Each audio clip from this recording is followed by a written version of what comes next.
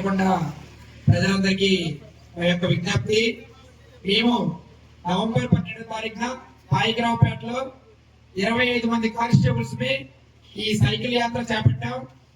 దీని యొక్క ముఖ్య ఉద్దేశం ఏంటంటే పోలీస్ వ్యవస్థ ఒక్కటి మాత్రమే డ్రగ్స్ మీద ఎన్ని చర్యలు చేపడుతున్నా మేము అనుకున్న రిజల్ట్ పొందలేకపోతున్నాం. ఒక 90% వరకు రిజల్ట్ ఆపగలుగుతున్నాం, ఒక 10% అనేది ఆపలేకపోతున్నాం, మా చేతిలో ఉండట్లేదు. సో మా డిఐజీ గోపీనాథ్ రెడ్డి గారు ఈ డ్రగ్స్ మీద అవేర్నెస్ కార్యక్రమం ప్రజల్లో చేపడితే ఈ గంజాయిని అరికట్టవచ్చని గట్టిగా నమ్మి 25 మంది కానిస్టేబుల్ తో 1200 కిలోమీటర్లు సైకిల్ యాత్ర మొదలు పెట్టారు. ఈ రోజుకి 800 కిలోమీటర్లు కంప్లీట్ చేసుకొని ఈ పాలకొండ చేరుకున్నాం.